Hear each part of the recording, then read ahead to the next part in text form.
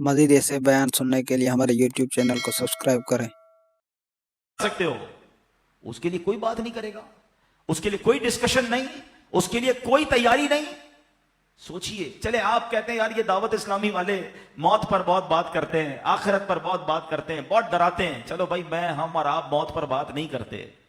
हम बात नहीं करेंगे तो क्या मरने से बच जाएंगे? हैं? इस हकीकत से निकल जाएंगे। आंखें बंद करने से मुसीबत जाती नहीं, फेस तो करना ही पड़ेगा। तो आज इंशाअल्लाह मुख्तसर से वक्त में हम सब की जिंदगी की सबसे बड़ी जो हकीकत है ना, वो है मौत। आज उस पर कुछ बात करते हैं। अल्लाह करे कि आज का बयान हम सब के दिलों से गफलत का पर्दा हटाए और हम अपनी मौत की तैयारी करने की कोशिश में लग जाएं। इमाम मोहम्मद गजाली अलैहि रहमतुल्लाहि वाली लिखते हैं कि बनी इसराइल का एक बड़ा मगरूर शख्स था, बड़ा एरोगेंट था, बड़ा उसका कर्रो फर था। एक बंद कमरे में बैठा था।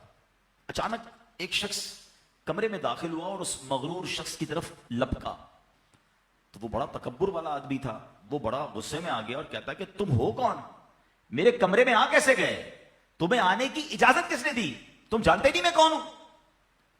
तो जो अंदर आने वाला शख्स था वो कहता है मुझे इस घर के मालिक ने इजाजत दी है और मैं वो हूं जिसे कोई दरबान रोक नहीं सकता। मैं वो हूं जिसको किसी से इजाजत लेने की जरूरत पड़ती नहीं है। मुझे किसी का दबदबा डरा नहीं सकता, ना ही मुझसे कोई मगरूर और सरकश शख्स बच सकता।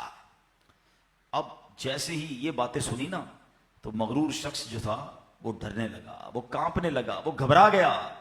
वो कहता है कि आप तो मलकुल मौत मालूम होते हैं, क्योंकि जिसको कोई नहीं रोक सकता, जिसको किसी की इजाजत की जरूरत नहीं है, जिसको किसी का दबदबा कर लो फर रेजिस्ट नहीं कर सकता, वो मलकुल मौत के सिवा तो कोई नहीं। लगता है आप मलकुल मौत हैं?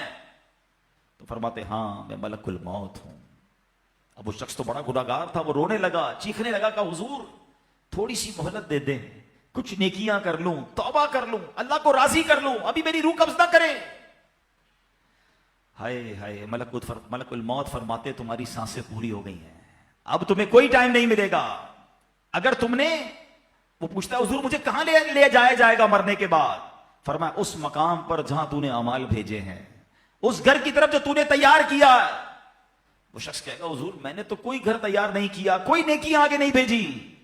मलकुल मौत फरमाते हैं फिर तुम्हें भड़कती आग की तरफ ले जाया जाएगा, जहां तुम्हारे गोश्त पोश्त वो आग नोच लेगी। ये कहकर मलकुल मौत ने उस शख्स की रूह को कब्ज किया। उसके पूरे घर में कोहराम मच गया, घर वाले रोने लगे। इस वाक़े के रावी हजरत यजीद रक्काशी रहमतुल्लाहि तआला अलैह फरमाते हैं अगर इन रोने वाले चल जाए कि इसका कितना बुरा अंजाम हुआ है, तो इससे भी ज्यादा वो रोना धोना मचाते।